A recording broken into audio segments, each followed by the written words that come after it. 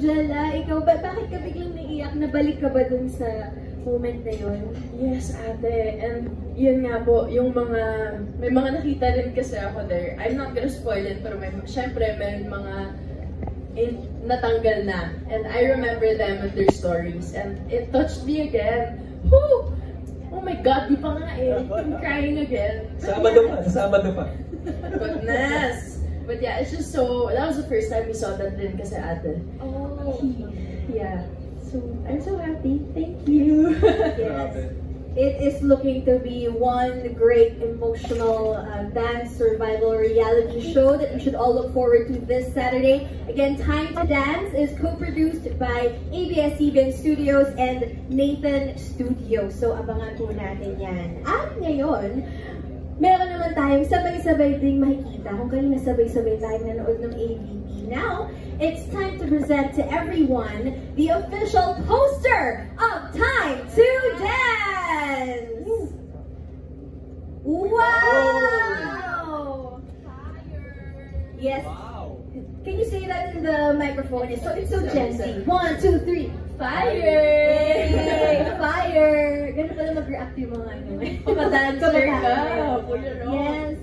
Ang galing, no? Ano siya, static picture lang. Pero parang gumagalaw ka. Kasi talagang yung in motion, yung ano, yung mga pose ninyo. Talagang perfect for Time to Dance. Yes, Ken? Anong move yun, Robbie?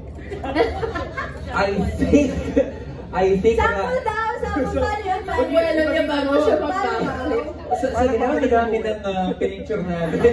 Yun yung kinuha, yung patalon pa lang ako. Wala man na nasa air. Ay, nako. No, but we took a lot of photos, videos actually for that, and we're so happy with the outcome. Yun yung ano eh. But ano ka na, 35 ka na. Oo, yun na yung posing mo. Pag gano'n na. Uy, dancer ka dun. Oo. Hindi naiiba kay Jella. Sabi ko World champion. 100% facial expression. Perfect for poster. Perfect for poster. Uy, may tanong ako, makikita ka ba namin sumayaw dito, Robbie? I think yes. Part lang.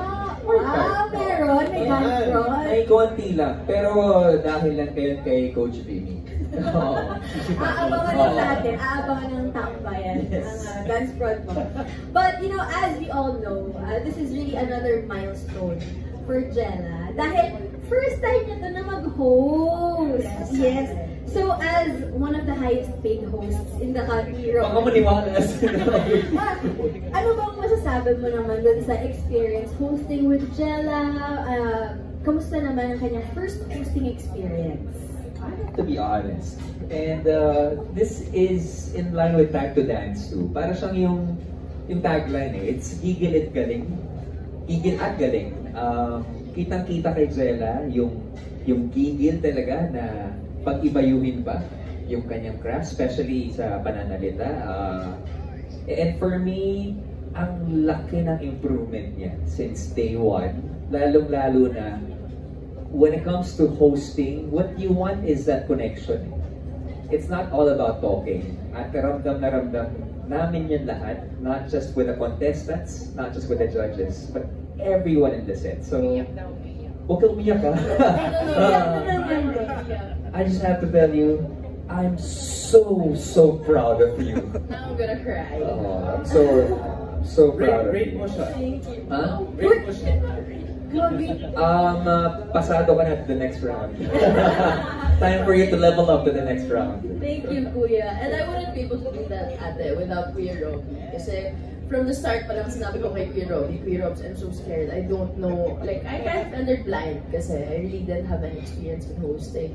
So, yun, thank you, Kuya, for the guidance. As in, dami ko pinagmamayabang na I wouldn't also be the host that I am now and where I am now if it weren't for you. So, thank you, Kuya. Thank you. But actually, it's not just me na grabe yung may sense of pride sa kanya. Maraming tao rin ang gustong sabihin na at pinagyayabang na kilala ka nila at proud sila sa'yo. At kung sino pa sila, you better watch this.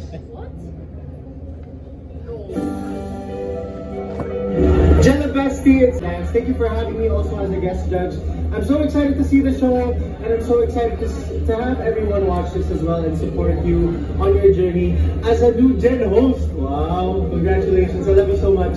Message ko para kay Jella. Well, una sa lahat, I hope you like the song. I hope you're okay with me singing it. I'm so proud of you and everything that you do. And everything that you do, I know you work your hardest. And I know I haven't seen you in forever, but always know you're like a sister to me. And I can't wait to see what you can do for the dance community here in the Philippines and what you've already done worldwide. We're already so proud of you. Hi, Time to Dance family. I just want to say congratulations. I am so proud of you. I think you got the best team to create this amazing dance contest. I am so proud of you, Jella, for initiating something like this. Kailangan natin to. We need new talents, we need new moves and new concepts, and I think this is such a great way to make that happen. And also, Robbie, congratulations. You have done it again. Another show for you. You're always the best host for our generation, and this is just me. So congratulations, guys, and can't wait to guest in your show. Hi Jess, congratulations with your new show, with your Kuya Robbie. Congratulations to the both of you for your Time to Dance. It's always time to dance for you. You've never let go. You've always stayed in the dancing community no matter what you have been doing. Kahit na you went through showbiz na, you're so busy with school, you always took care of your passion, of your dancing. It's always been your playground. From watching me and maybe the whole team dancing to doing all this inspiring things. So you've done much more than what I've done during my times, and you can never compare. You're such a great dancer. You're an inspiration to the youth. I'm just very proud of what you've become on stage and outside as a human being, as a person, as a sister. You've been nothing but a great person, so continue doing what you're doing. You're doing great. I'm very proud of you, and take care and good luck. Just keep dancing. It's always going to be time to dance. My goodness! You all! Ayun na nga, binigyan na ako ng tissue paper kayo kasi before pa mag-start yung video, alam na namin ito magiging ending. Jella is pure heart talaga, diba? Talagang punong-puno ng puso, and that's why kita naman natin talaga yung reaction niya, very authentic. Anak ni Sylvia Sanchez, kaya yung So, Jella, what's your reaction after seeing those special messages from Kyla Cherry, and Chong D, Darren, and of course, Kong Arjo? Yeah, thank you. Those were like the boys in my life na before I entered showbiz pa, I was close to Darren, Kyle, and Kuya Chong. So they really see me. Dancer pa lang ako. Dancer lang. Di pa ako artista. They saw how passionate I was now with it. So thank you guys. Thank you for the messages. I love you guys. And to Kuya naman, me and Kuya don't talk kasi a lot. So when it's like messages like this, I get really like emotional because we're not my words. Like me and Kuya, us siblings, di kami my words. So when I get stuff like that, I get really emotional because it's like a reward. It's a reward and a reminder to keep going. And naiyak ako when he said that I never let go, because that's true. There were so many times talaga. It brought me back to the moments na I wanted to stop dance or give up, but then I would remember Kuya. Like, he's really one of the people that kept me going. So yeah, seeing that and hearing all of that coming from him is just so touching to me. So yeah, thank you, Kuya. I love you. Yes. I'm sure nga. Kaya pala ganun yung reaction na lang ni Jella kasi hindi pala sila ma-works masyado as a family. Tapos yun, ang daming sinabing magagandang bagay ni Kong Arjo. Yes. And Robbie, in-expect ko may iiyak ka rin kasi sinabi ni Enchong. Kaya nga maraming salamat kay Enchong at kay Kong. Dinamay niyo po ako sa mensahe niyo. I'm close to those two. So, actually, to all the people na nandun din, maraming salamat. And I just can't wait for you guys to see them in that show as well. Yes. nakita na nga natin yung ilan sa ating celebrity dancers. And para mabigyan din tayo ng teaser sa mga makakasama pa natin celebrity dancers and renowned Philippine dance crews sa Time to Dance, panoorin po natin ito. I'm this excited. Oh no, ate. I'm super excited for everyone to see. Not just, I don't really, whenever like we talk about it, I don't really make it about me, ate. I really don't want to front me. Ang gusto ko talaga i-front dito yung mga dancers talaga. Kasi it's really their show. It's a show for them. So I'm excited for people to see the lives of these dancers na makaka-relate rin sila for sure. And ang dami rin kasing parang hindi siya pilit na drama. And these are lives na we showcase them not to show the paawa effect of the contenders. It's really to inspire. It's really to we showcase their stories for people to relate to them and for people to feel seen and heard also, especially those in the dance community. Yes. Yun talaga. Siyempre, mas yung binibigyan talaga natin ng spotlight, yung gusto nating i-promote dito ay yung mga dance contenders natin. Okay. Now, let's go to Coach Vimy naman. This question is for you and also Ken. Having seen you in the past dance shows and segments, gaano naman po ka-stricto ang pagpipili ninyo ng mga next dance stars na hahangaan ng mga manonood dito sa Time to Dance? How strict will you be? Well, I think this is pretty natural to me, very strict. Very strict. It's extremely strict. Kasi, of course, that's part of, in a way, as a judge, that's one thing that you can indirectly help the participants with their growth. Because you're setting standards, so it sets an example also for them and for the rest of the participants, the contestants, na if they see that what you're looking for is really excellence, then it sends them a message na, okay, I have to push harder. And with that, it helps them grow. So, it exponentially, it helps everyone kasi naiintindihan nila na sometimes you need an actual yung nagsiset ka ng tone para maintindihan lang if I feel like na I've been doing my best already but hindi siya enough. Tough love. Yeah, tough love, and then it wakes up everyone say, okay, hindi pa pala to. So, ano naman, naturally, if you keep pushing, then you'll just get better. Yes, I like that. No? Hindi siya yung stricto for the sake of being stricto. It's necessary para tumaas yung quality ng performance. And we see them taking the criticism and leveling up every time. Wow. Yeah. So very coachable sila, nakikinig talaga, and they're able to adjust. Yeah, that's why it's very pleasant for us to judge also because we see that they're very open to criticisms.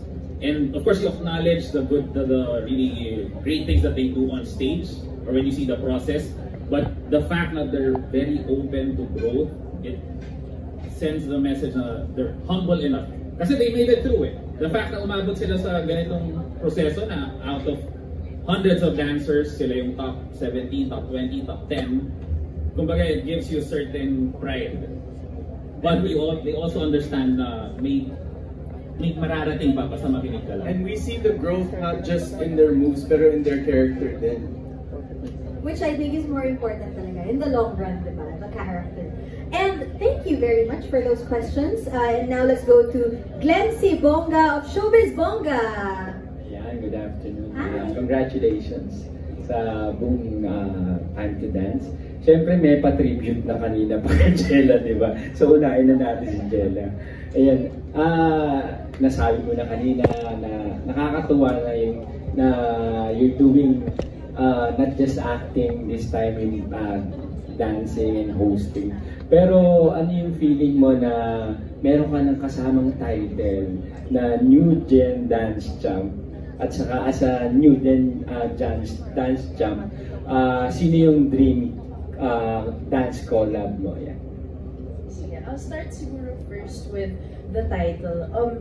Honestly, pag sinasabi ko yun, tawag akong New Gen Dance Champ, may sense of hiyago ako kasi I kind of I have really bad imposter syndrome, given that I'm also a Nepo baby.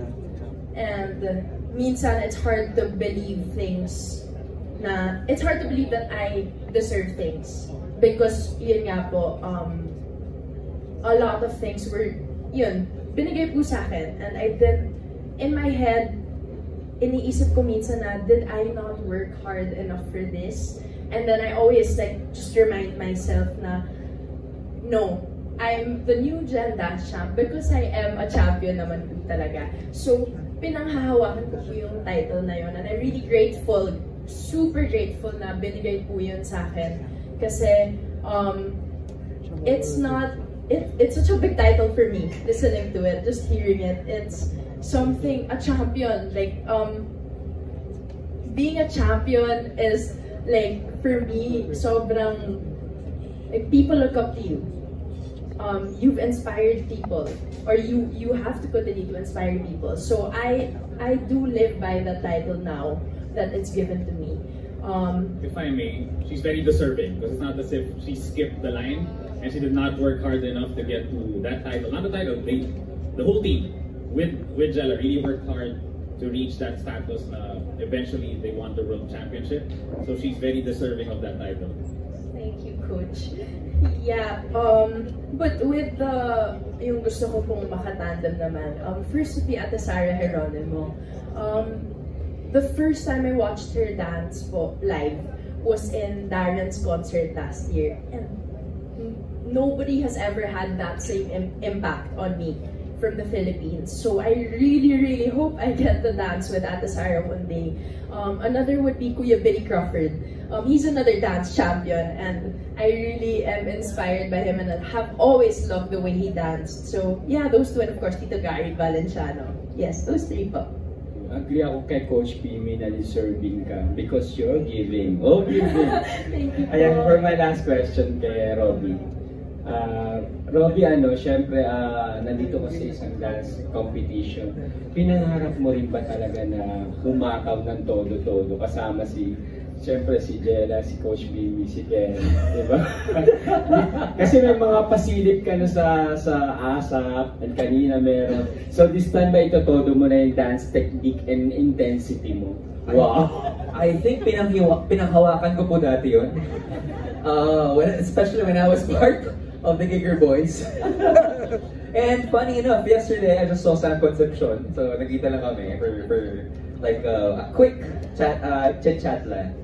But we were talking about it, Nigella.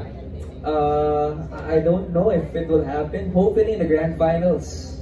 Let's see. And also, not just in the grand finals, but also sa 30th anniversary celebration ng ASAP. Wow. And I personally wish the Giger Boys to be back for nostalgic feels lang doon. Can't wait for that. Thank you. Congratulations. Thank you. Thank you po. Thank you, Glenn. And now let's go to Alan Sancon of Stars Photon. Hi.